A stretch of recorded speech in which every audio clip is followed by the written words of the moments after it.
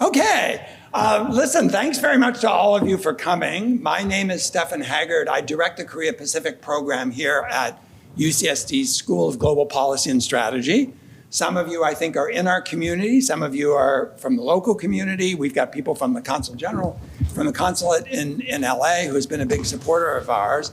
I want to start, though, by thanking the Korea Society and its team for making this possible. This is a collaboration with probably the most important organization in the United States that deals with Korean issues. And if you're interested in Korea, not just politics and economics, which we're going to be talking about today, but cultural questions and so on, the Korea Society really leads in that department.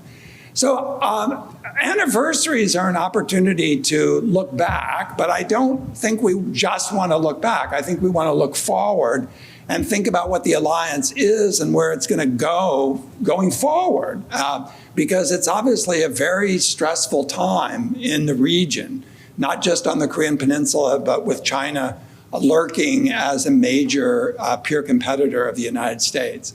So what I want to do is just outline very briefly how we're going to do this. Unfortunately, the Consul General, Yong-Won Kim, who's a very distinguished career diplomat and serves as the Consul General in LA, couldn't join us today. Some of his colleagues have come down from Los Angeles, and at the reception, we hope we can mingle with them. But I think what we're going to do is start with a message from Consul General Kim to the group, and then I'm going to turn the microphone over to the president of the Korea Society, and he will basically direct a kind of roundtable discussion about various features of the alliance and introduce the other members of the panel. So that's a kind of indirect way of setting things up, but I think we've done this before and it works. So do you want to cue the message from the Consul General? Yeah. Distinguished guests, panelists, and most of all, my fellow students, thank you very much for inviting me to be part of this excellent program and giving me a chance to say a few words at the start of this seminar. Thank you, Professor Haggard, President Burns, and Professor Moon-Sub Lee for bringing all these things together. I have to begin my remarks by expressing my deepest apologies not to make it in person. When the idea was floated by Professor Haggard early this year, I was a big supporter for this idea and truly intended to attend in person to see my old friends. But because of schedule mess here, my attendance would cost, I dropped the idea to be there at the last moment. Sorry, please excuse me. As the title of this seminar indicates, this year we celebrate the 70th anniversary of the Korea-US military alliance. Actually, 70 years ago, the day before yesterday, our mutual defense treaty was signed, right after the Korean War.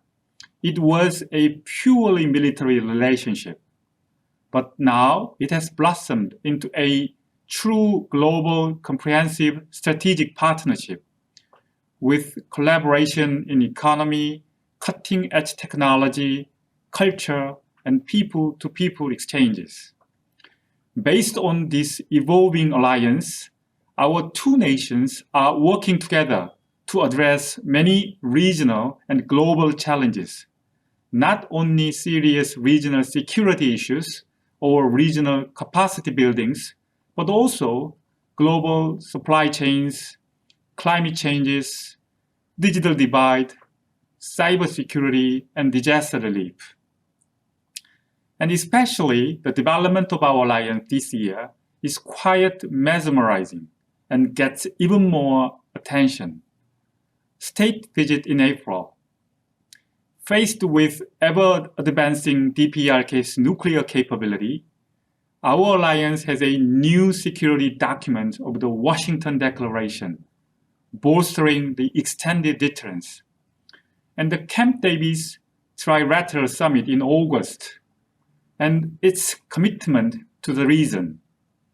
Furthermore, what complicates East Asian security environment is the Ukraine war in Europe. The Ukraine war provides another window for the DPRK to maneuver its diplomacy with China and Russia.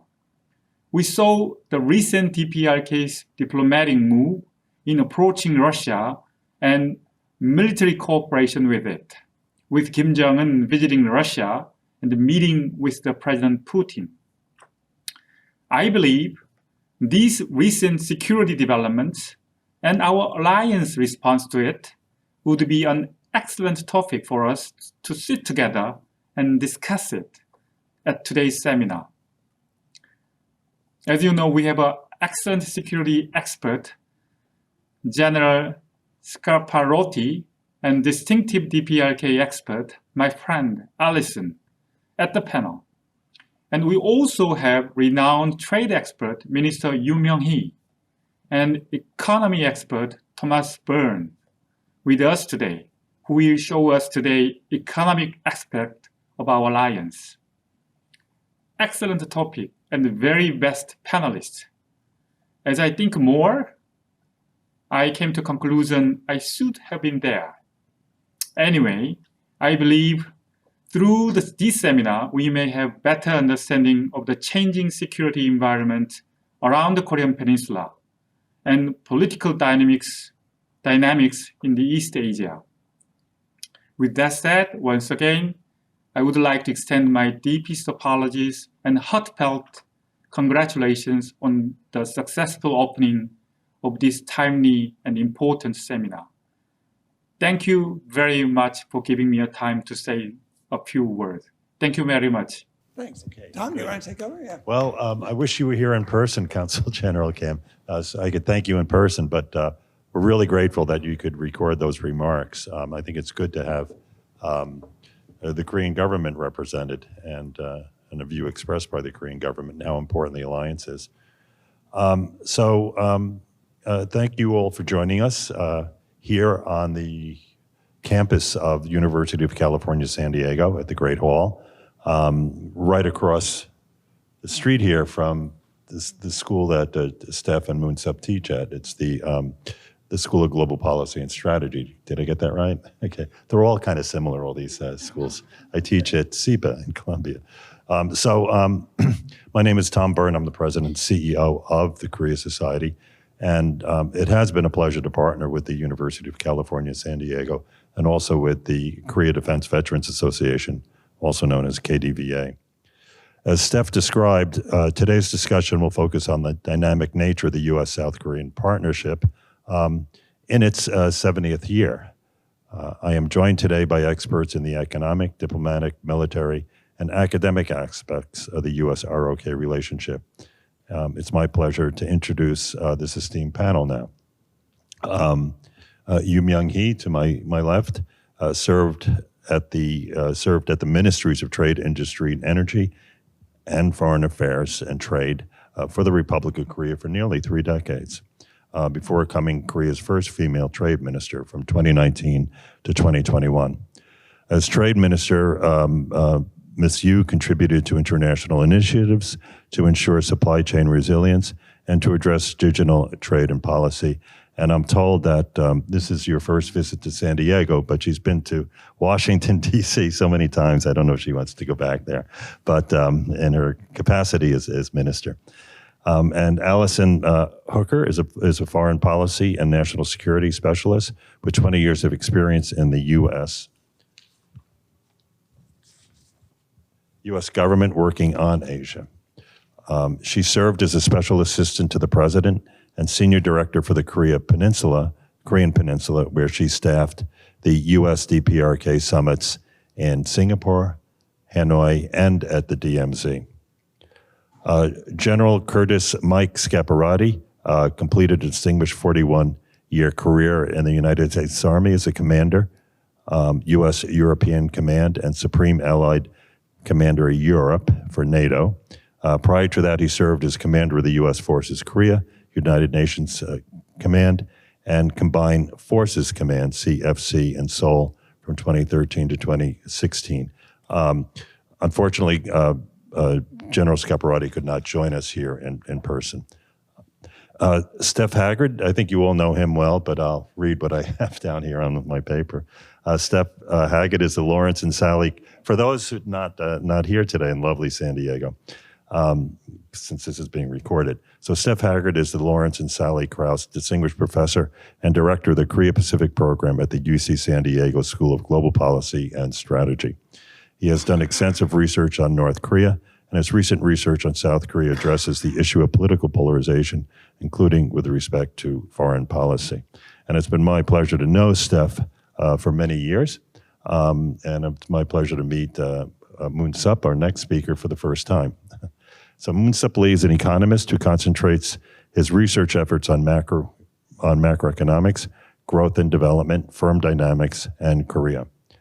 Dr. Lee has recently been announced the winner of the Korea Society's 7th Annual Sherman Family Korea Emerging Scholar Lecture Competition for his paper titled The Return of Industrial Policy, Lessons from Korea. By the way, he will give that lecture in person at the Korea Society in Midtown Manhattan in November. So I look forward to this engaging conversation with this distinguished panel, and let's get started with General Scaparotti's remarks. First, a heartfelt good evening to all of you in UC San Diego Great Hall. I want to thank the sponsors of this important discussion, the Korea Society, UC San Diego, and the Korea Defense Veterans Association for inviting me to participate in this timely discussion of the ROK-US Alliance at 70. I regret that I cannot be there in person to take part in this conversation with you and this distinguished panel. I hope that my brief comments can help frame the security aspects of the alliance's legacy and its future. As you know, the Mutual Defense Treaty was signed in 1953, just 2 months after the signing of the armistice. The war had not ended, and a quite hostile environment remained along the 38th parallel. The President of the Republic of Korea desired an assurance that the U.S. would come to its defense if hostilities erupted again. Based on this need, and the bonds forged in blood during the war, the Mutual Defense Treaty was drafted and signed. I want to read to you the 3 opening statements of the treaty. They are as germane today as the day they were scripted, underscore the vision of its authors. I quote, "The parties to this treaty, reaffirming their desire to live in peace with all peoples and governments, and desiring to strengthen the fabric of peace in the Pacific area, desiring to declare publicly and formally their common determination to defend themselves against external armed attack, so that no potential aggressor could be under the illusion that either of them stands alone in the Pacific area, desiring further to strengthen their efforts for collective defense, for the preservation of peace and security, pending the development of a more comprehensive and effective system of regional security in the Pacific area." It's remarkable to me that 70 years later, we can look back and easily see the legacy, the fruits of our common desire to live in peace, to protect each other by collective defense, and to develop an effective system of regional security in the Pacific area. First, these 3 leading statements in the Defense Treaty have been essentially the foundation of the ROK and U.S. relationship over the 70 years. Initially, our relationship was defense-oriented, but it gradually expanded and deepened in trade, technology, and cultural exchange. This enduring and close relationship, defined by our common desires, is a legacy of the alliance. Second, the Republic of Korea and the United States have ensured peace and deterred aggression on the peninsula for 70 years. Certainly, there were some difficult days over the years. The North Korean attack and infiltration attempts were common throughout the 1980s. Although North Korean attacks were less frequent in later years, their number is significant and quite well known. The Battle of Yeongpyeong, for instance, the sinking of the Shonan, the Box Mine attack, just to name a few. Less known is the many ROK and U.S. service members who lost their lives in the defense of the Republic of Korea since the armistice. But peace and security, which is required for prosperity, endured despite these challenges, and the Republic of Korea and its people flourished. From the ashes of the Korean War rose the miracle on the Han. Today, the 10th largest economy and admired for its democracy, technology, innovation, and culture. This too is a legacy of the alliance. Third, the peace was ensured by an evolving ROK U.S. collective defense system. Over these 70 years, the ROK Armed Forces became a formidable and modern military. As this transformation occurred, the ROK military stepped up to provide for their defense, and the U.S. military contribution became increasingly complementary. A significant step in the collective defense occurred in 1978. The Combined Forces Command, CFC, was formed, placing ROK and U.S. military leaders and service members side by side in a combined military command committed to the defense of Korea. This command is unique and has steadily adapted to the North Korean threat, changes in technology and character of war, and the interests of our nations. The strength of CFC is the shared sacrifice of our soldiers and the strong bond of trust that springs from such a sacrifice. This historic, effective, and combined command, whose motto is Kachi Kapshida, we go together, is the center of defense and deterrence today and a legacy of the alliance. Now, I think the future of the alliance is wrapped in these three desires as well, especially the desire for a comprehensive and effective system for regional security. The alliance has matured and is no longer focused on security alone, but is embracing cooperation and strengthening our economies in trade, in technology and protection of critical supply, and in regional and global diplomacy. And in this light, the Republic of Korea's significant hard and soft power, combined with the United States, can be very influential for security and peace regionally and globally. This evolution of the alliance is both natural and necessary to address the current and future security environment. A security environment that is the most dangerous that I've seen in decades, and is formed by the rise of China, Russia's aggression, a proliferation of precision missile and nuclear capabilities, particularly with respect to North Korea, and a growing cooperation between Russia, North Korea, and China to advance their interests and circumvent UN Security Council resolutions. A challenging and somewhat scary list of developments, to be sure. But I'm confident that the ROK-U.S. alliance is on track to meet these challenges. Look no further than the Washington Declaration signed in April and President Yoon and President Biden's close relationship and leadership of the alliance. The Washington Treaty is a significant advance in the alliance. It assures us both of our ironclad commitments to each other and develops the alliance to address the present and emerging threats. The formation of the Nuclear Consultative Group is a significant step in strengthening extended deterrence and trust at the core of the alliance. The visibility and regular deployment of U.S. strategic assets in combination with ROK conventional capabilities will ensure effective and safe strategic operations. Combined, these actions send a clear signal to and deter North Korean aggression.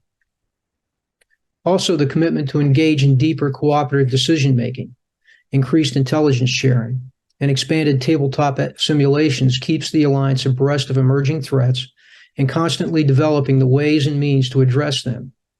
Significantly, the Washington Declaration committed the ROK and U.S. military to continued advanced training and exercises to ensure they are ready and relevant to the evolving security environment.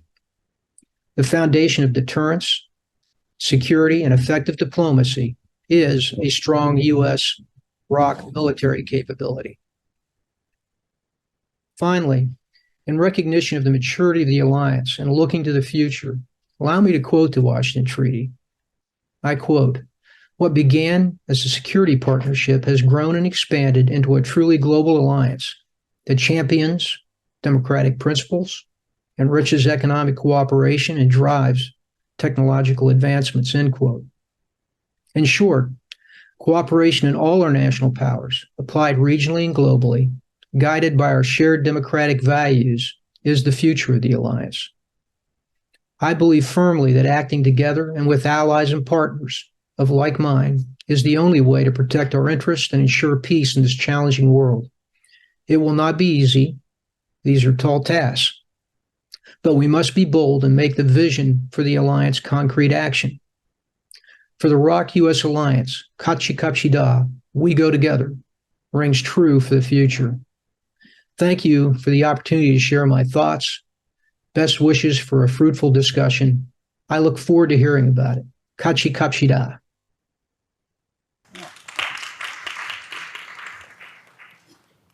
Okay. Well, thank you, General Scaparrotti. I wish you were here in person.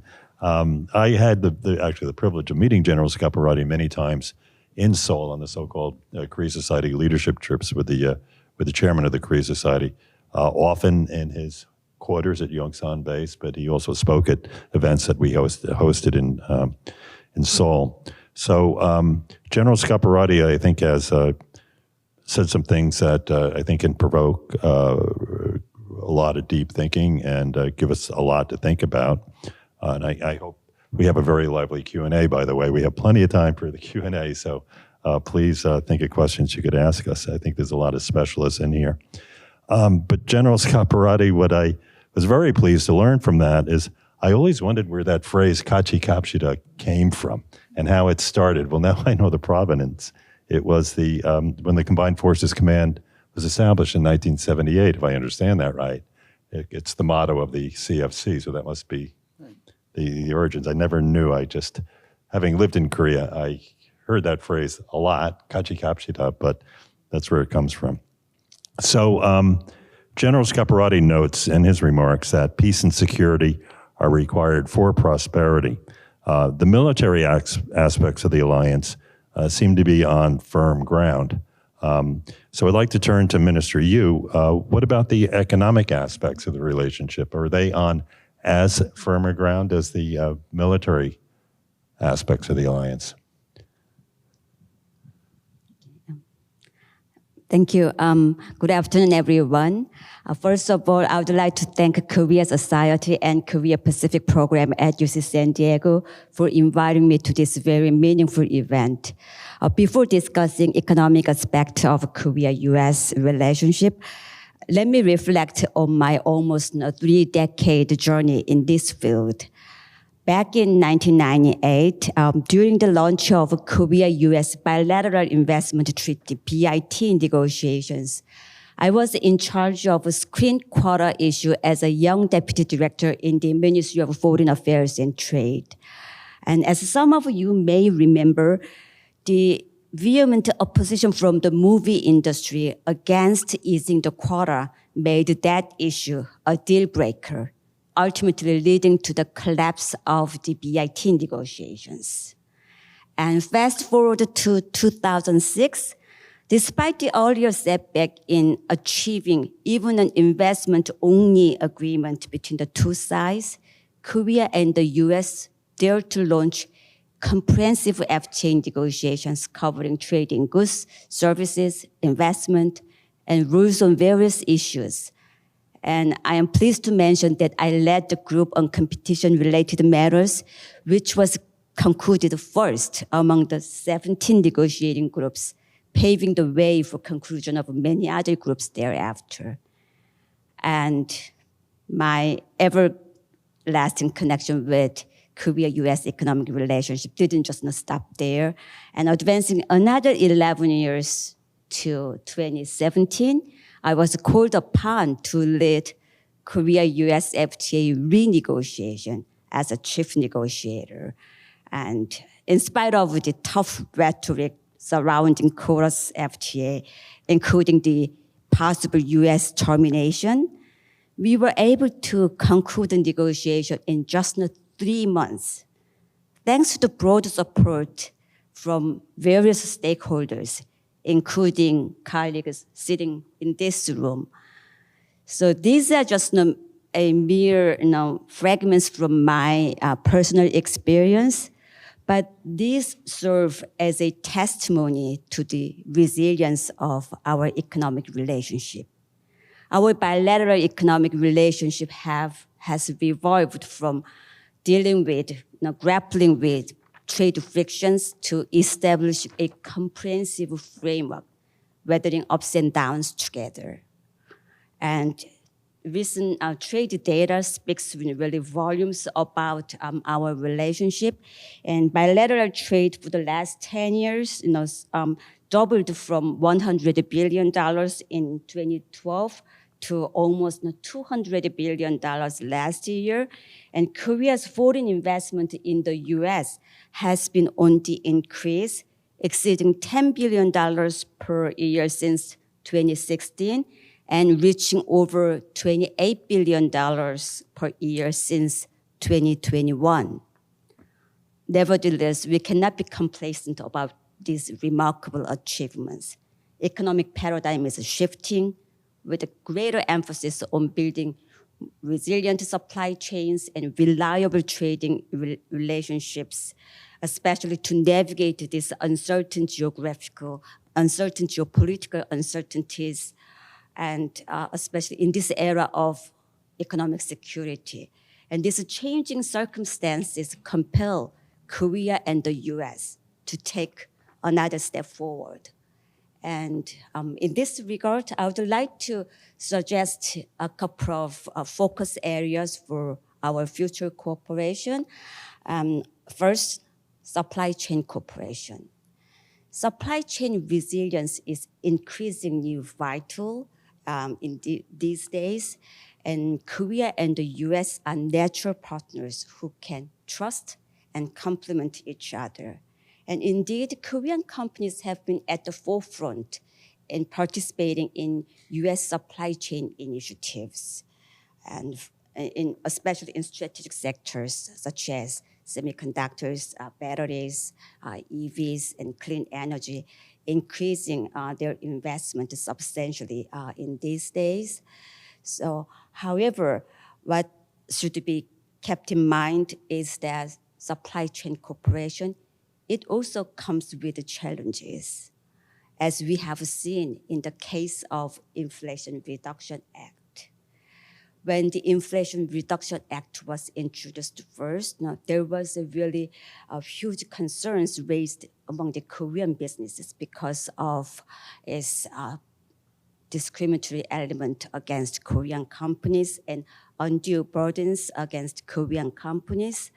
However, what's important is that both sides, both administrations, have made continued and concerted efforts to mitigate those negative impacts on companies and reflect business realities as much as possible. So here we could extract very important lessons on supply chain partnership between the two sides. It's crucial to abide by basic principles such as non-discrimination and transparency between the two sides in this challenging journey, and also deepening policy coordination and consultation is important to manage inherent tensions in supply chain partnership. Another area I would like to also suggest for our future cooperation is R&D collaboration in cutting-edge technology. Considering the larger investment, Korea's investment to the US is much larger than US investment to Korea. Considering that reality, substantial progress and concrete outcome in R&D collaboration in cutting-edge technology is important to sustain our mutually beneficial economic partnership, as well as to demonstrate the advantage of this partnership to the public and especially to Korean public.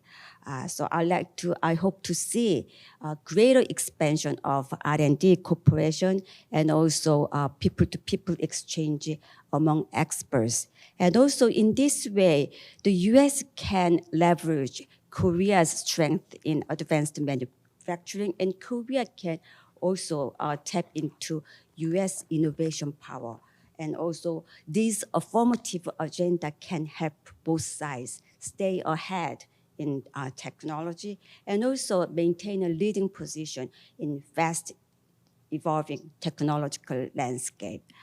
And with that, I would like to just say in conclusion that as we embark on next 70 years journey and beyond, Based on my quarter-century experience in bilateral relationship, I'm confident that we can navigate these uncharted waters together, forging many more successful stories together, and also shaping global rules and standards together. I will stop here and happy to answer any questions that you might have later. Thank you. Okay. Well, let me follow up with a couple of observations. First of all, I'm glad you mentioned that the economic relationship has also overcome hardships, and you mentioned the screen quota with the movies, U.S. quote on movies that American movies in Korea. Just like the military relationship has overcome challenges. There was a fairly recent challenge under the Trump administration in renewing the Special Forces Agreement, which gives the guidance and contributions that the South Korean government makes to support U.S. troops. It was highly contentious, but yet the two sides overcame it, and I think they had worked out a good multi-year deal. So that's one example.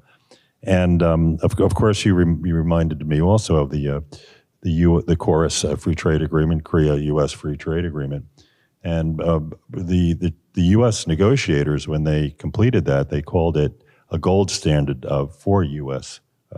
Trade agreements, for global bilateral trade agreements, and I believe it still is. So congratulations on working that out and being part of turning that into gold. I was really focused on the friction that came with the Inflation Reduction Act and the great consternation it caused in Seoul and the Seoul government, and also with corporations who operate here in the U.S. But maybe this resiliency will come to the fore again, and those frictions can be reduced. So that's good to hear. Steph, you could jump in if you have anything to say, or Moonsap. I was looking at you. It seemed like you were eager to say something. Okay, good. Can I, before turning to Moonsap, because I'd like him to focus on industrial policy, that's an area of his expertise, and the new industrial policy. Could you give a little more flavor of, what anguish this whole government went through when the IRA was announced? What I heard from my realm is that it came out of the blue. It was negotiated by 1 week. It's a very long document, and I don't think the members of Congress had time to read it. And it caught a lot of companies by surprise, even those companies that are stepping up their foreign direct investment in the U.S. Yes, exactly as you mentioned, they came out of a blue. Korean companies, as I mentioned, they have been actively participating in the U.S. supply chain initiative, right, substantially increasing their investment in EVs, batteries, and clean energy. But out of blue, this act came into effect, and that has particular provision which says that only those automobiles that has undergone final assembly in the U.S. can get this subsidy, which amounts to $7,500. That means those automobiles which are exported from Korea cannot get these benefits. But Korean or the Hyundai automobile companies, they have been increasing their market shares in the U.S., but suddenly, out of blue, they could not get these benefits anymore. Although they have been building new factories in Georgia, but it takes time for the factory to be completed and start to produce new automobiles, new EVs there. It was planned to do that in 2025, but that law went into effect immediately. That's what happened. And that final assembly provision was definitely discriminatory against Korean companies.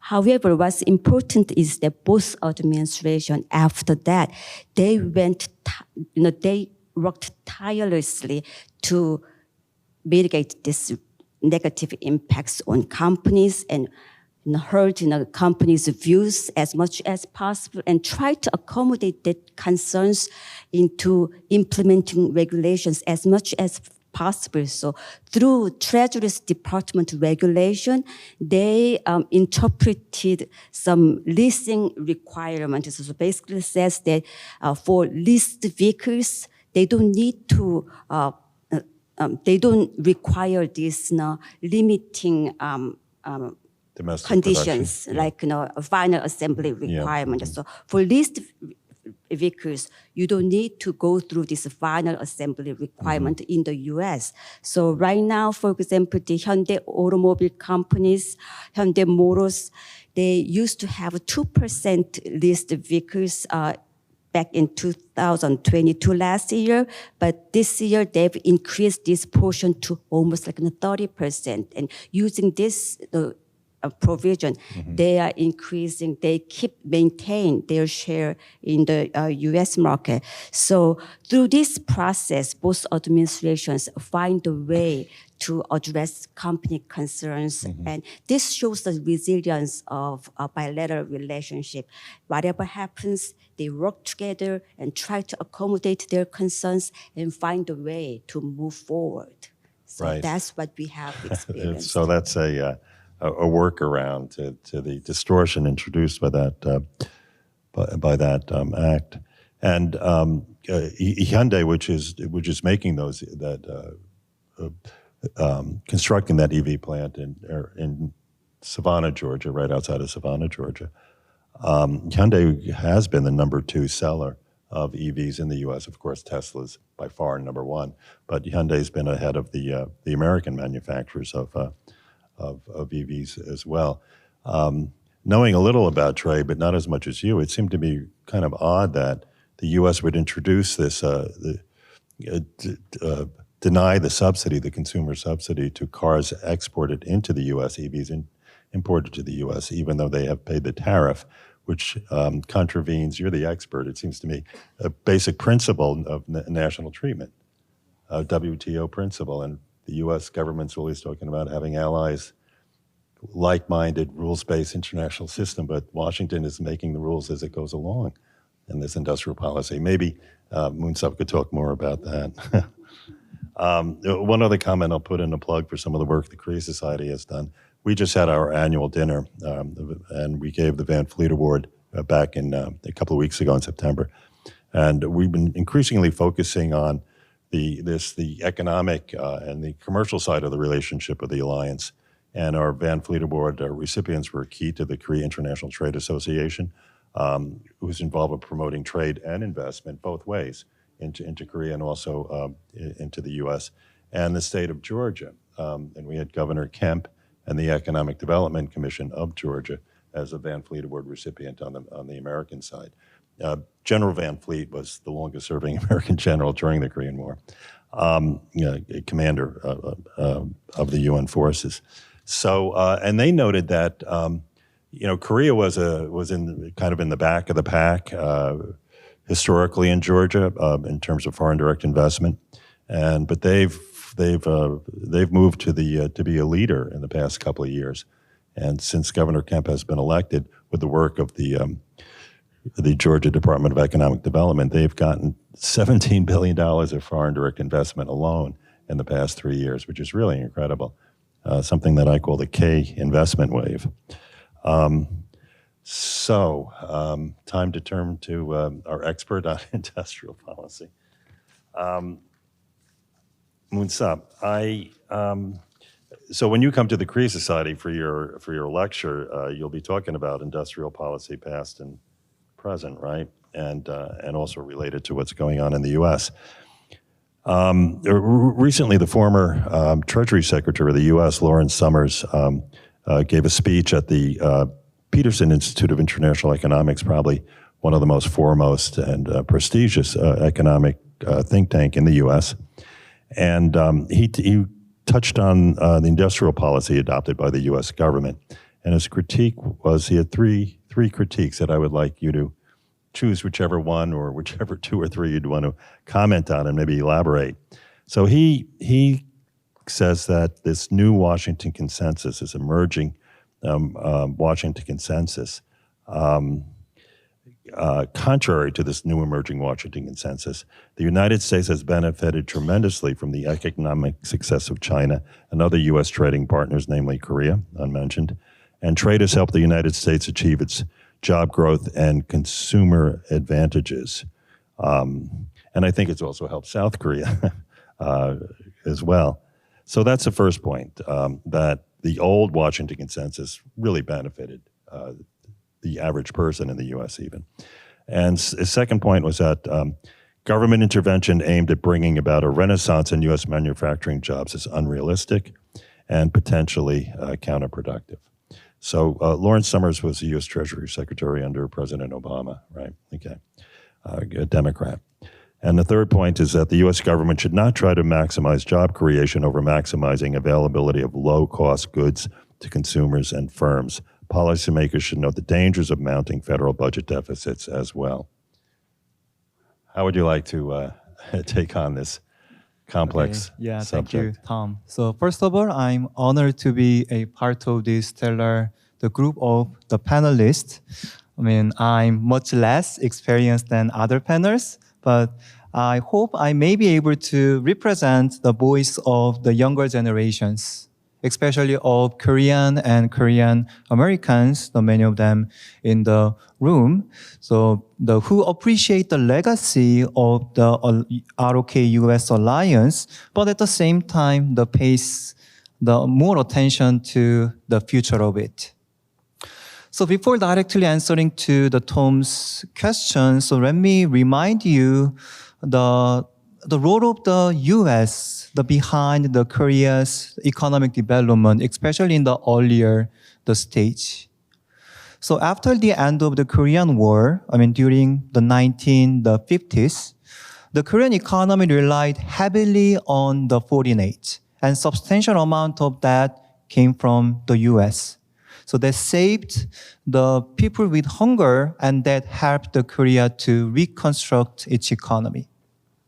And during the 1960s, the Korea started exporting textile and apparel products, but Korea imported the raw materials and capital goods from the US. It was during the 1970s when Korean government pushed forward the heavy and chemical industry drive. That's the industrial policy 50 years ago in Korea. So that was partly motivated by the increasing conflict with North Korea. So we'll talk about that with other panels, the relationship, including the North Korea later, and also increasing the possibility that the US may reduce its military presence on the Korean peninsula, which fortunately didn't happen. So under this industrial policy, the Korean government provide the cheap credit to the new investment in the strategically important sectors, and then promoted the technology adoption from the foreign countries. So during the 1970s, back then, the Korean companies purchased the technology 60 to 70% from Japan, Japanese companies, and 20 to 30% from the US companies. So you may have already seen some similarities and differences in motivation and implementation of the industrial policy between what Korea did 50 years ago and what we just discussed, the IRA and the CHIPS Act, what we are doing in the US today. And the outcome of the Korea's industrial policy back then was, I will say, arguably successful. And because that's when the Samsung expanded its business into electronics and the Hyundai expanded its business to automobiles. And they became a major player in the global market after the end of the industrial policy. So then why was it closer to success than failure? That's the Tom's question. What is the cost and the benefit of the industrial policy? So I will give you the two major reasons I believe why the Korea's case was closer to success, and then discuss a little bit about the implication to the US and then the future of the economic cooperation. The first, even though the government designed the policy, the actual implementation was left to the private market. So it was the Samsung and Hyundai the made an investment and the made a production. It's different from the other industrial policies in Latin America or the China. So where new investments were made by the state-owned enterprises, which are many times less productive and sometimes corrupted.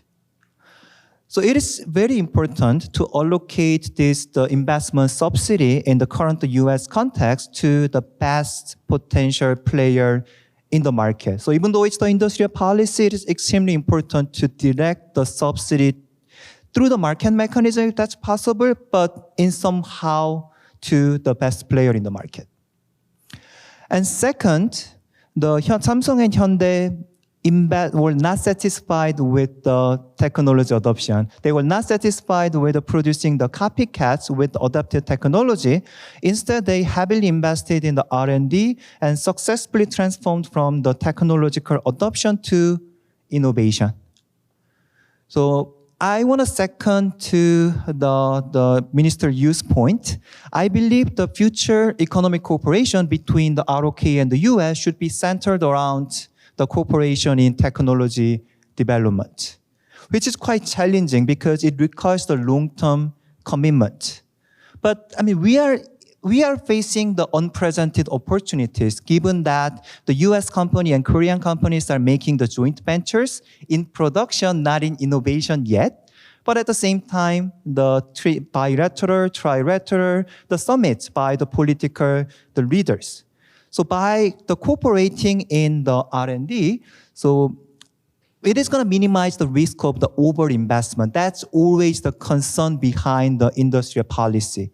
So if the US and the Korea as our allies, or the US, Korea, Japan as the partners are making the same investment in the same technology, that's the waste of the resources. So by having this cooperation, so we will achieve the kind of the maximum benefit from the investing the scarce resources. So I stop here, but I'll be happy to take any questions. If I can, well, first of all, just like Minister, you reassured me that there's resilience in the economic relationship. Perhaps if the U.S. this new industrial policy will rely on U.S. private sector chip makers and car manufacturers to make the chips and to make the EVs, right? I mean, there won't be government-owned companies established to do this. So, if that worked out well in Korea back in the 70s and 80s, maybe it will work okay in the U.S. But another takeaway from what you said I have is that industrial policy in Korea was successful when Korea was in the fast follower phase of economic development, where companies weren't involved in innovating, and industrial flexibility wasn't important. That's why you had these huge family-owned conglomerates dominating the industrial landscape. But the new industrial policy, really, we need companies that can innovate. So I don't know if industrial policy works under a different phase of economic development or the whole different phase of economics. Anyway, those are my thoughts. So let me quickly follow up on that. So after the IRA and the Chips and Science Act, so several billions of the dollars investment has been announced by the US company, the Korean company, and the Japanese companies. So that will for sure generate the more jobs in the US. But then the question is whether that is going to boost the productivity growth or that is going to increase the growth rate of the GDP. So if the industrial policy only temporarily increase the size of the country, just the level of the GDP and then come back, that's, in my understanding, the failure. So I totally agree with you. So ultimate goal of the industrial policy should be the boosting the technology and the promoting innovation. Go ahead, Minister. You want to jump in?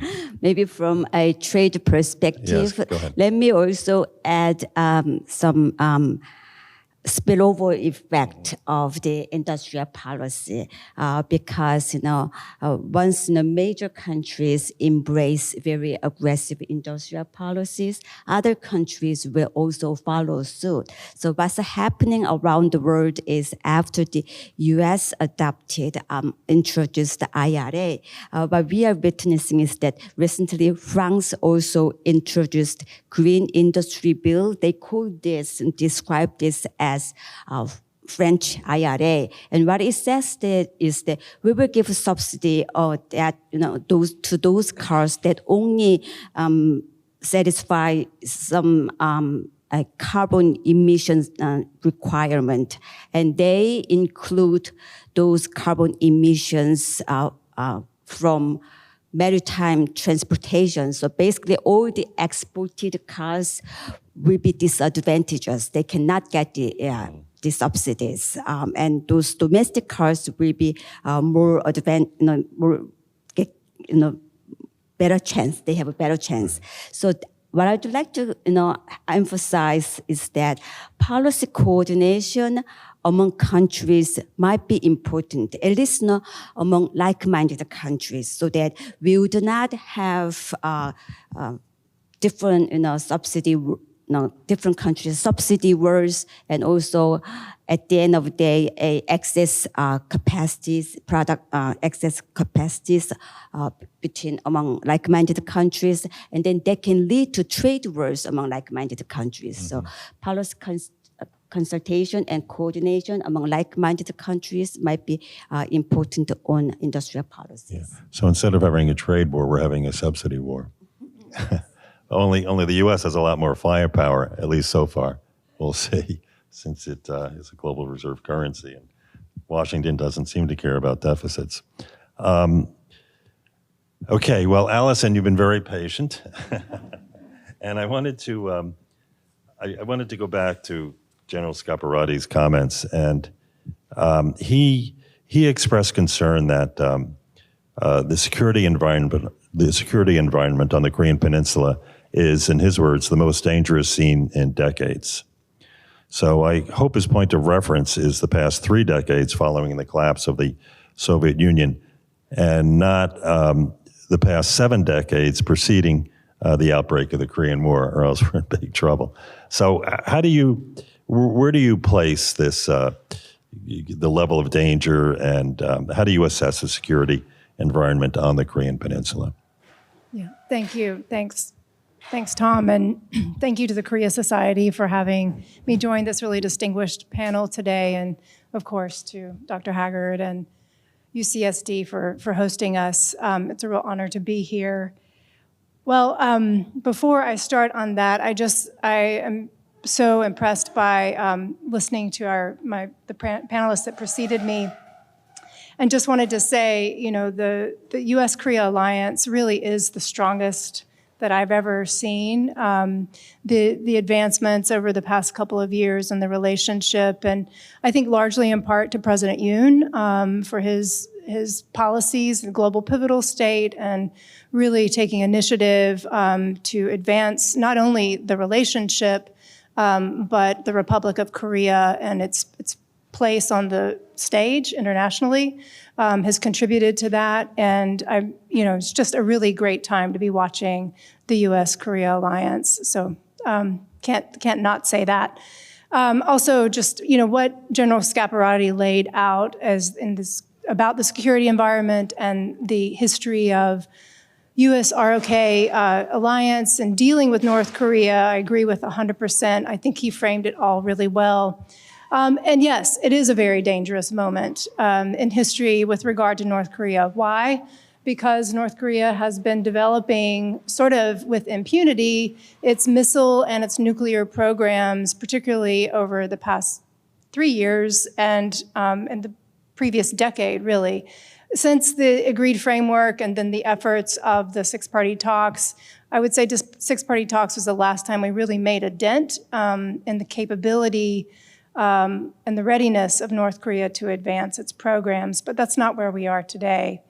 In preparing for our time here today, I was sort of reflecting on U.S. policy towards North Korea under my time in government. And as Tom said, I worked for 20 years, almost start to finish, same day in 2001 to 2021. I started in January of 2001 at the State Department as an analyst on North Korea, and sort of an unexpected position for myself, but really was excited about that and started in 2001, and then I finished in January of 2021. And I was at the National Security Council for almost 7 years, 2.5 years under President Obama, starting in 2014, and all 4 years of President Trump. And many members of my team that I led at the National Security Council stayed on with President Biden, and I'm really proud of them doing that as well. In the time that I was really managing, I was responsible for managing U.S. policy towards North Korea. You know, we tried a lot of different things. You know, every administration does a policy review of its policy towards North Korea when it comes in. That's just normal practice. I remember when President Bush had his team do the policy review when he came into office, and President Clinton had finished out. Of course, the Agreed Framework was the main policy operating at that time, which quickly fell apart. And then, of course, President Obama conducted a policy review when he started, and over his 8 years, he really, you know, tried to deal with the North Korean problem. Wasn't really successful in that. We tried to continue with the six-party talks. They fell apart quite famously. But when I started the National Security Council under President Obama, we were right in the middle of what we ended up calling strategic patience. And that policy was sort of built around the idea that North Korea, in its what we called provocations, and what I mean by that is ballistic missile, cruise missile, nuclear tests, and then nuclear tests, that it was seeking attention and that it was seeking concessions and some kind of, you know, payoff from the U.S. government with every round of doing that they were going to get something out of it. And so we needed to just ignore them and not respond every time. And this is what ended up being called strategic patience. Well, you can see the logic in that, you know, kind of, sort of, right? You know, like, don't, you know, if your toddler, I mean, not the North Koreans are toddlers, but if someone's begging for attention, if you give it to them, that's just going to continue that cycle, and didn't want to do that. So you can see the logic behind it, but what the problem was that North Korea, while being ignored, was continuing to build its programs, continuing to test its programs, and we continued to see the fruit of that. Towards the end of the Obama administration, after a year that had 2 nuclear tests in 2016, there was an effort to really turn up the pressure. We ended up calling this the global pressure campaign, and it was focused on, again, this is, you know, in the wake of 2 nuclear tests, you know, what can we do to really cripple the North Korean economy, really cripple what's feeding these programs, what's funding these programs. And the Global Pressure Campaign looked at going to every ally, every like-minded country, and talking to them about what sanctions they were implementing, what sanctions they should be implementing, and what capabilities they had that they could throw in to our efforts to really hinder the North Koreans from advancing these deadly weapons programs. And so the Obama administration ended with that being the main policy. And I mentioned that because it comes back into play, and I'll talk about it at the end in terms of recommendations as well. But so when President Trump comes in, he also did a major policy review. And maybe I'm mentioning these policy reviews because I had to write the papers for them. 3 under President Obama in 2.5 years, and then 1 really big one under President Trump. So 4 total. Under President Trump, this process was very thorough. I know it's, you know, kind of easy to caricature that administration, but again, from experience, I can't help but say it was very thorough. We did the bureaucracy responsible for pulling these things together, put forward for decision makers about 10 policy options with, measures of effectiveness, like, is it, what have we tried in the past? How effective was it? What's the prospects for the potential of being effective? And that was, the policy options included everything from maximum engagement with an option for leader level engagement and why that could be helpful. Come back to that. And then also all the way at the other end of the spectrum, you have an option for kinetic action to take out the programs which are pose lethal threats, not just to the United States, but to our partners and allies around the world. And as you know from history, the decision makers and President Trump signed off on a policy of maximum pressure that would lead to dialogue and diplomacy with the goal of denuclearization. So we set out to do that. This enters the first phase of policy under President Trump, which is this maximum pressure campaign. Again, and for the bureaucrats that had been in both administrations, this is a global pressure campaign 2.0. And really a lot of effort went into making sure that sanctions were implemented, new sanctions were initiated, not just domestically, but of course at the UN Security Council. And through 2017, you have, this maximum pressure campaign beginning to create some pain for North Korea. And then we enter the phase, I like, the fire and fury phase, right? So we've got, missiles flying, we've got nuclear tests, folks are worried. My colleague and friend and counterpart at U.S. Embassy in South Korea is calling me, do I need to send families home? Are we about to go to war? It's all very serious, and there were serious preparations should that kind of action be necessary. But the point of this phase was really working together with partners and allies to produce pressure, and it actually caused pain for North Korea, and they were responding to that. Of course, that didn't last, but about a year, because South Korea, under the Moon administration, was very intent upon creating some kind of improvement of relations with North Korea and a détente. And then we enter the phase of Olympic, the sort of Olympic diplomacy, right? So I know I'm telling you history you already know, but the shift to this was very interesting. And as I recall for you, we have this spectrum of policy options. Here we enter into what became really the summit diplomacy. And, during that time, part of the decision-making about whether to really countenance seriously a summit was hinged on two things. One, North Korea, and all of my engagements and others who have dealt with North Korea over time will tell you that North Korea has always said that if the two leaders of the nations, of the countries, if the two leaders meet, then all things are possible. Any problem can be solved. And so no one had ever been able to test that hypothesis, and this was included in our policy review. We were able to share that with the department secretaries and also with President Trump. And so, doing something that had never been done before when everything else hasn't worked seemed pretty appealing. So that's one thing.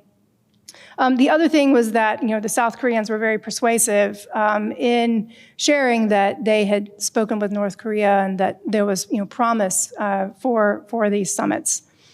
So, we tested that hypothesis, 3 times, and Singapore and Hanoi and at the DMZ. And this really is, I think, truly a defining moment that, history will look back on, particularly Hanoi, where at the table, it was the North Korean side that wasn't able to really deal with what was in front of them and to make a good decision.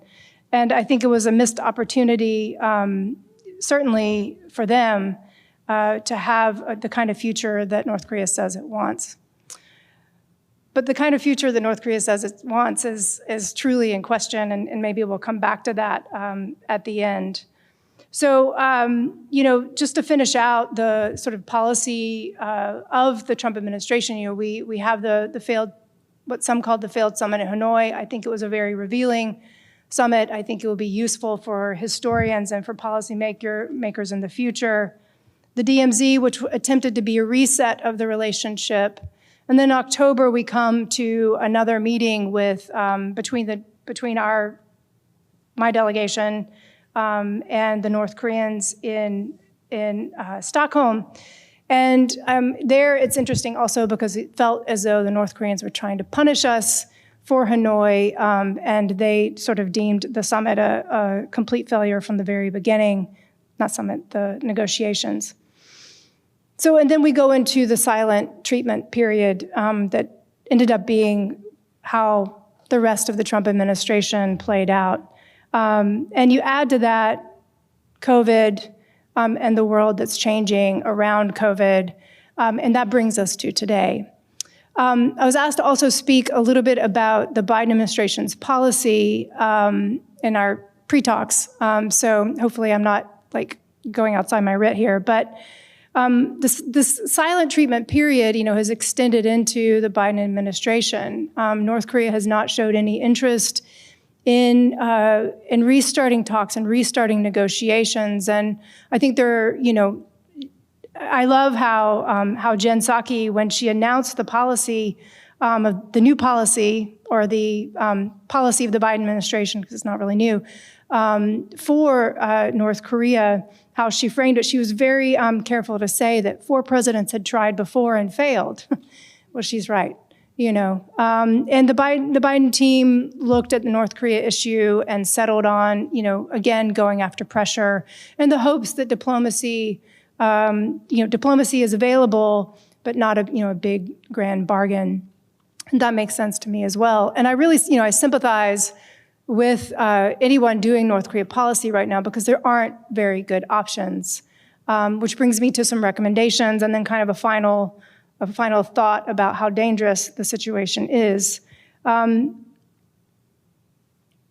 there aren't very good options, but I think that we're seeing some very good action from the Biden administration as they are trying to, maybe that's telling me my time's up.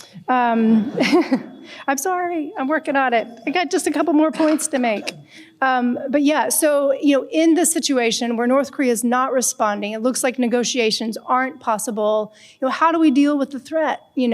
What do we do? And the biggest, the top priority has to be the safety and security of the U.S. American people and our allies and partners. And so, what do we do to really go after that if dealing with North Korea is not available? And the first thing we do is we tighten the relationships, we tighten the alliances, and that's, kudos to the Biden team because they're doing that with South Korea, they're doing that with Japan. I just got back from Vietnam, which just double upgraded its relationship with the United States.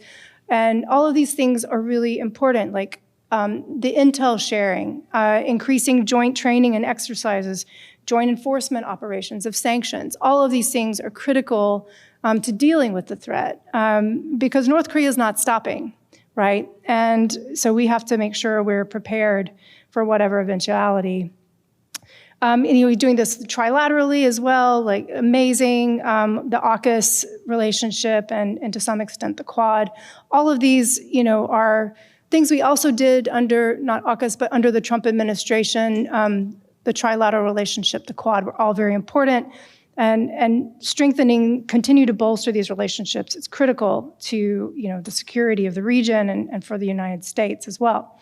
So should continue to find like-mindeds and increase cooperation. The other thing is that I will say that denuclearization must remain our goal. There's been some talk about what if we just accepted North Korea? Maybe, if we just give them a little bit of what they want. I'm here to tell you that giving North Korea what it wants doesn't work. They just are going to pocket that and then say, what's next for me? Like, what else you got? What else do you have?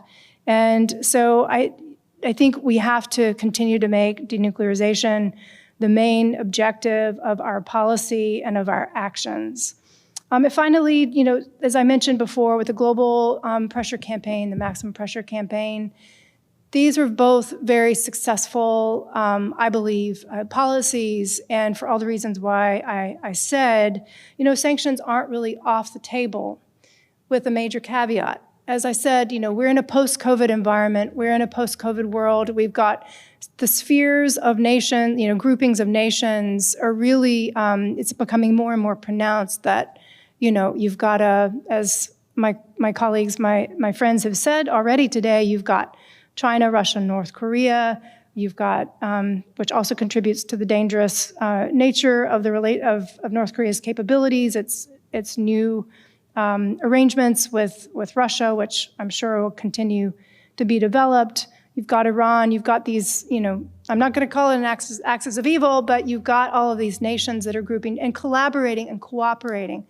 And so we must do the same, and we are. And so we just more of that, please. And so sanctions aren't off the table, but the effectiveness of that period had to do a lot with China. And not talking about China here today, which we could for another several hours, but how do we get the Chinese to also support these efforts? Well, in my experience, China does what's in its own interest, not because we ask them to, but because it benefits them. And so we have to find a way for sanctioning North Korea to be beneficial to China. And a way to do that is secondary sanctions. And I would say that would go for anyone who's helping North Korea achieve advancements in its programs. So those are just 3 recommendations in a truly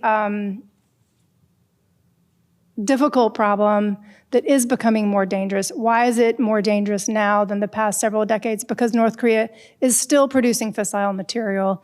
It's testing and advancing all of its ballistic missiles with precision, gaining precision with each one. I don't think Kim has ever looked to have a war, but accidents can happen.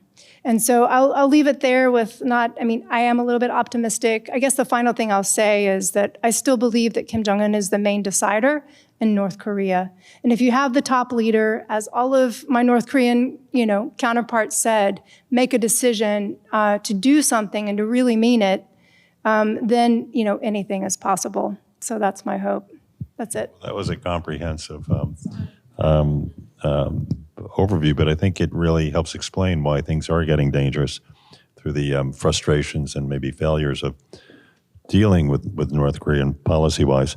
So, Steph, I think one of the takeaways I have, or something that is confirmed or affirmed, is that both the military and the economic relationship has proved to be resilient, and it's gotten stronger over the past 7 decades.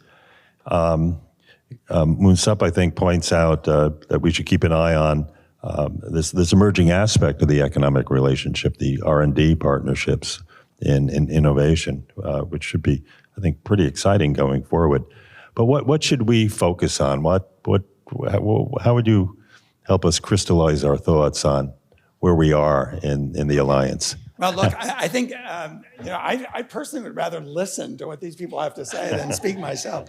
But let me just say a few things to kind of wrap it up that, partly I was thinking about in advance, but honestly that have come out of this. So the first thing I want you to note is that we started with the economics of the relationship, I think, for a reason, which is that the South Korean foreign policy and identity shouldn't be driven solely by the North Korean issue.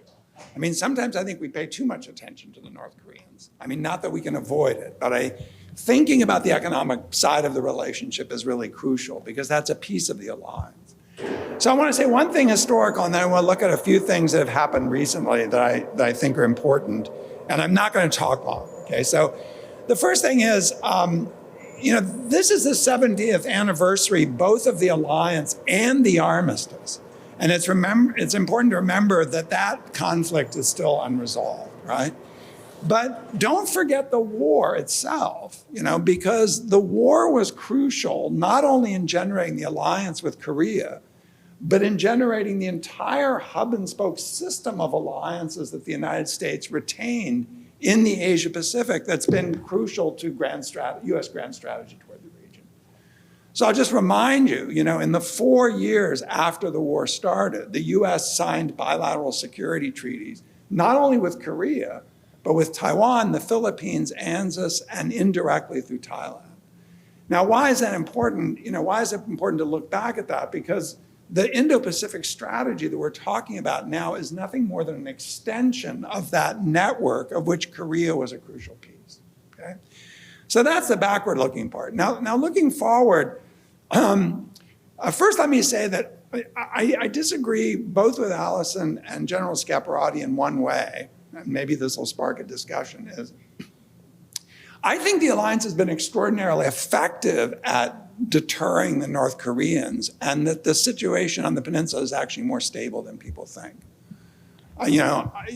Don't forget, this was a war that killed hundreds of thousands of people, and it's been in the hundreds that have died since, but that's not many compared to what the war itself was. And so, we should remember the success that the alliance has had in maintaining the security of South Korea and of the region more generally. But let me just point to 3 things that I think are sort of interesting looking forward. And these are really just by way of observation. I'm not sure that I have a take on any of them. But the first is the capacity of North Korea to strike the American homeland directly puts a lot of pressure on the alliance, because people sitting in Seoul have to ask themselves, is the United States going to come to our assistance if the North Koreans are able to strike the United States directly? And it is not a surprise to me that there's a robust discussion going on in Korea right now about whether either tactical nuclear weapons should be deployed back to the peninsula or Korea should get its own nuclear capacity. And I'll just put out there that I think this would be a disastrous thing for South Korea to do, and I also think it isn't going to happen. But the discussion itself is interesting about the dynamics of the alliance right now. So that's one point. The second point is I really don't think we should underestimate the significance of the trilateral summit that happened at Camp David. I mean, this was an epochal event, because if you go all the way back to the debate about the treaty with Japan in 1965 forward, this has been an ongoing thorn in the U.S. side, that it's been difficult to get Korea and Japan to cooperate with one another. And I have sympathy for the Moon administration, but I have to say that President Yoon's courage in taking up this issue and deciding to push that bilateral relationship forward and move it into trilateral cooperation is a major development in Northeast Asia. And if you look at that summit statement, the things that came out of that are really striking. I'm curious to see what Allison would think of this, but I mean, just a variety of consultative mechanisms that are going to be derived. Now, let me close with one issue that I think Korea is going to have to grapple with, that the United States can't really help Korea with. And that is, how far does Korea want to go in its alliance commitment to the United States in supporting current U.S. strategy vis-a-vis China? Because one of the things that's interesting in we've now had 3 summits under the Biden administration. And if you read those joint statements, one thing that's really striking is that Seoul is agreeing to say things about stability in the Taiwan Strait, about the South China Sea. South Korea now has its own Indo-Pacific strategy, which is a concept we got from the Japanese, from the Abe administration. And it's showing a willingness to not only ally with the United States, but to develop its own independent network and to contribute to the resilience of other states in the region looking south. That's a big change. This used to be a bilateral relationship which was about the United States and Korea. And now that alliance relationship is about the United States and Korea in the Asia Pacific. And that's a tough place for Korea to be, frankly, because it's much more dependent on the Chinese economy than Japan is. And it sits in a way, politically awkward position in following the U.S. on those issues. And I think that's going to be, a challenge for the alliance looking forward. I'll stop there. We should get some, get some questions. Thank you. Well, that gave me a lot to think about, but I'd like to hear what the audience thinks about. I'm glad you mentioned the armistice, which of course was signed. It was a military agreement between the U.S., China, and North Korea. South Korea did not sign. The South Korean government did not sign it. But we have the Mutual Defense Treaty, which was signed, and certainly the Korean War was horrible. Steph mentioned hundreds of thousands died. Well, those are just the soldiers. I mean, the civilian deaths are estimated, North and South Korean, 1 million, 2 million, no one really knows. So on that cheerful note, so please, I'm looking forward to your questions. Please keep them question-like. We don't have all that much time, and we hope to get in as many questions as possible. So first hand that came to my eye, and the gentleman in the back. Please state your name. Blaze Narchisi. I'm retired and I'm enjoying my retirement in San Diego. Is North Korea controlled by China and Russia, doing what both those countries want and enabling them to do what they're doing? Thank you. We can both try to take a stab. The short answer to your question is that North Korea is not controlled by either of them. We wish that they were.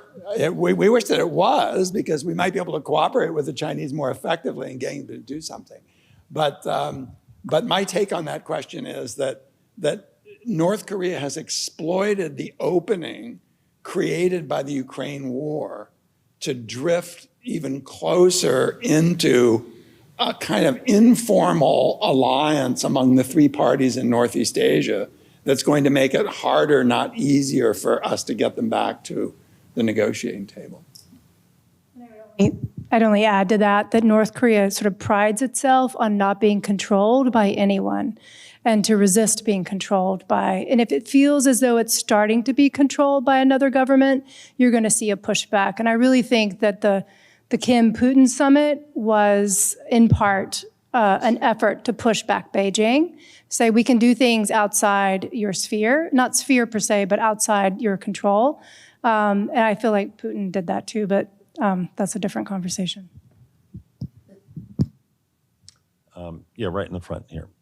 I'll work my way over this way. Yep, go ahead. Thank you. My only question is, given the revenge of unsolved crises and revenge of geopolitics, how the free world prevent and juggle time of double or simultaneous contingencies across the Strait and the Korean Peninsula?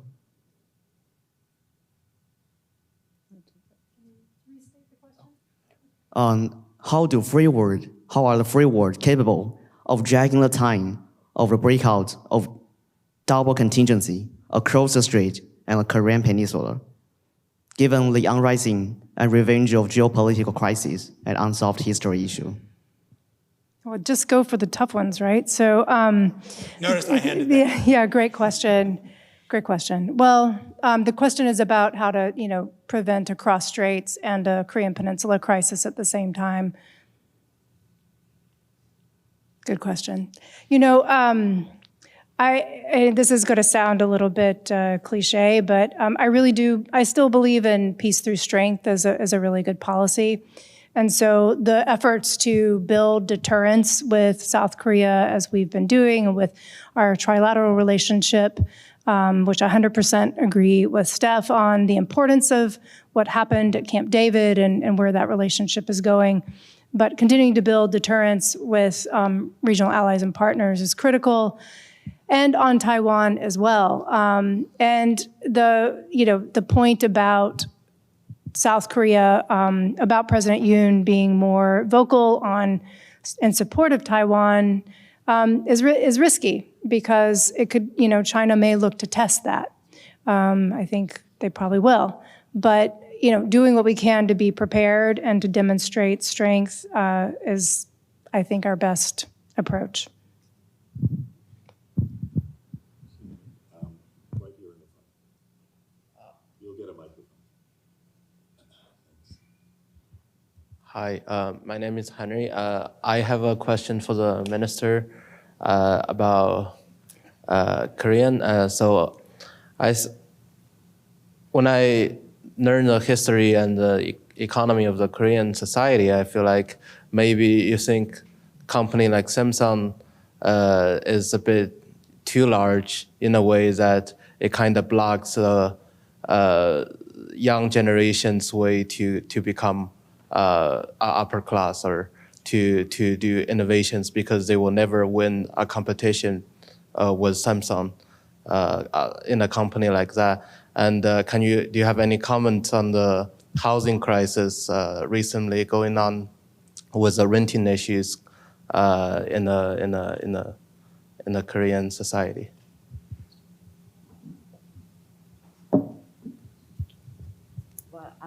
I'm not sure whether I'm an expert in housing crisis in Korean society, and also whether Samsung is too big a company for.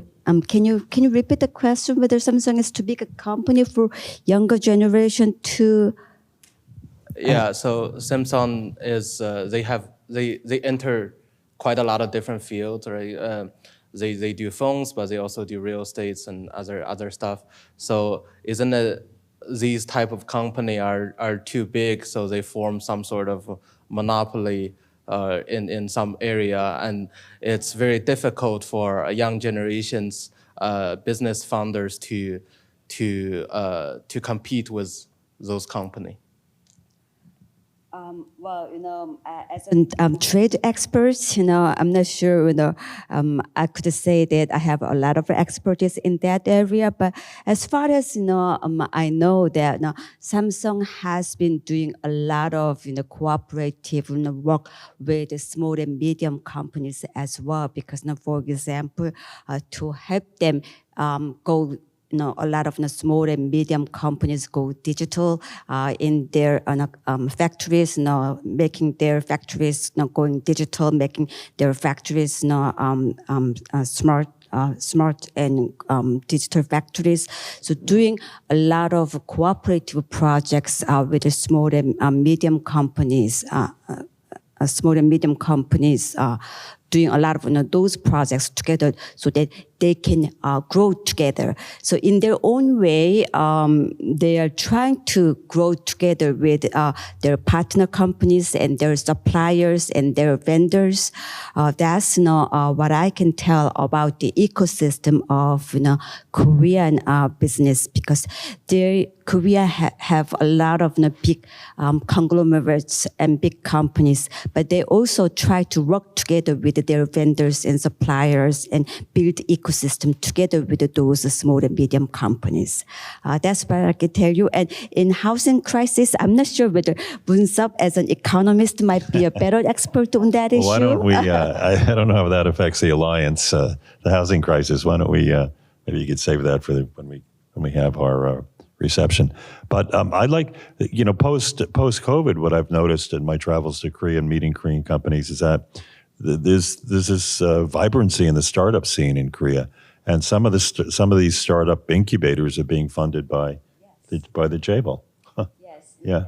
That's also one of the cooperation projects that Samsung and other companies are doing. Yeah. They are also incubating those young startups that are started launched by young entrepreneurs as well. Yeah. Right. Okay, we have a couple more minutes and a couple more questions. The woman in the back, right. Thank you. This question is prompted by Allison's words, but I'm sure you all have an expert answer on this. I wanted to know if you have any suggestions for denuclearizing North Korea in a peaceful way that also incentivizes them with the points that they're wanting. That's a good question for you, Allison. Okay. So, I think, right now it's very difficult to say what North Korea really wants. And even though I said denuclearization must be the goal, this is, it also might not be possible because I don't think North Korea wants to denuclearize in this moment. We've tried, every approach, and by we, I mean the U.S. government has tried every approach to incentivize the North Korean government to denuclearize in each of the administrations that I observed or was involved in. And it does beg the question, do they really want to denuclearize? And, I told a story earlier today about my very first experience in North Korea in 2001 when I went for the first time on a spent fuel canning negotiation.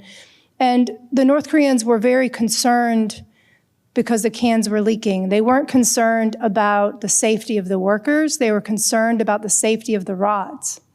Now, technically, those rods didn't belong to them anymore because in the agreed framework, we had agreed they would be shipped out of country. The program was going to end. There was no future for those rods. But the North Koreans saw them as very valuable because I believe they never intended to really denuclearize. And that was the moment back then. And I have multiple stories along the way in each of the negotiations. And I'm not sure if it is truly it's possible to incentivize them there. However, that said, we have seen them respond to sanctions pressure when it is implemented with comprehensively, globally. That's going to take some work to gin up that kind of support again, considering we've got Ukraine, we've got post-COVID economies, all of these issues. But it was something that had an impact in the past, could have an impact going forward. And so perhaps the North Koreans would respond to that kind of pain again. But I honestly think at least the regime as it is configured at this moment values these weapons programs, not just as a status symbol, but for national security as well. Regime security is, as you know, the utmost priority. So I don't know if it's possible, which really kind of undermines what I said about we have to keep denuke as the goal, but we can't just accept their program. I'll stop there. Okay, good. Well, we're in overtime. Maybe one or two more questions. Right over here. Hi, good evening. Thank you for taking your time to speak to us today. My question is for everyone in the panel. My interest is in Latin America, and I wanted to ask if there's any incentives for Korea to invest more in Latin America or just the Global South in general, and why is that the reason moving forward? Yeah, thank you. But does Korea have trade agreements with Latin American countries?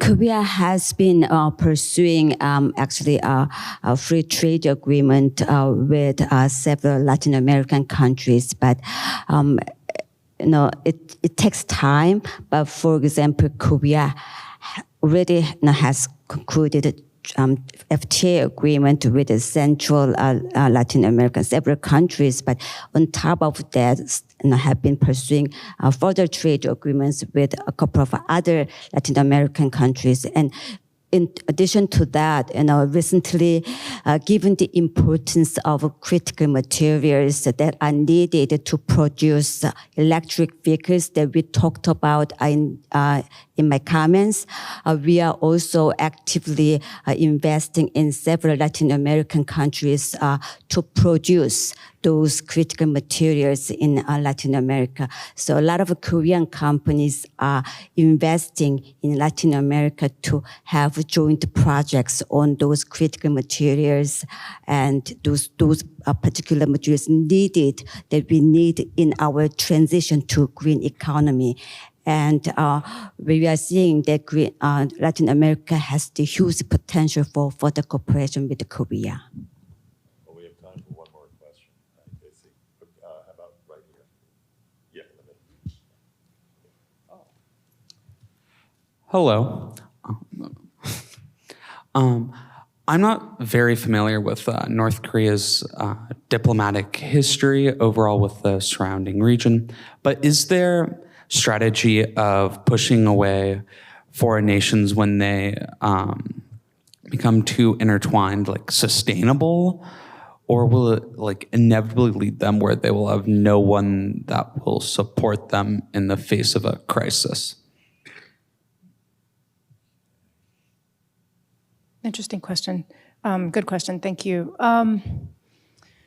Well, I think that it's kind of an interesting moment, for North Korea's traditional allies of China and Russia to really think about that. And that is part of that, triangle between the three countries. You saw China supporting Russia, and then Russia invaded Ukraine, and then China sort of took a pause and thought about that, but continues to support Russia. But they had to be thinking, what am I going to have to do because of this war to support Russia? And they continue to think about that. Similarly, North Korea did support, Putin when the invasion happened and came out several times. Their official, you can look back at the official media and statements in support of Putin. But, given what Russia is going through with the war and how that's going, if something were to happen on the Korean Peninsula, what kind of response could they make to support North Korea in a conflict? So it must be, not openly talked about, but I'm sure it must be on the minds of each of the leaders as they think about what happens among the three of them. I don't think you'd see a complete abandonment of North Korea by China or by Russia, just because of all the reasons I just said. And as for other countries that have sort of notionally supported North Korea, it won't matter anyway for them. But the big two, I think that they wouldn't completely abandon just because they're all in the same, I don't want to say the same boat, but it's, there are historic reasons that those alliances were forged. And these are countries that just don't give up on that. Personal view. Well, thank you. Thank you all for joining us this evening. And I'd like to thank again the University of California, the San Diego, the School of Global Policy and Strategy for hosting us here. So thanks, Steph and Moonsa. And Allison, thanks for joining us from Washington, D.C. And Minister Yu, thanks for flying in from Seoul to join us. And I think now we turn to Steph, you want to say anything? No, I don't really have any concluding remarks, thankfully for you. But we are going to have a reception, and there's an opportunity to mix and mingle with one another, but also with members of the panel who are up here. So I think that's set up just outside here. It's a little chilly. It's, for us, not for you guys maybe. But please join us out there and join me in thanking Tom and the Korea Society for bringing this event to San Diego.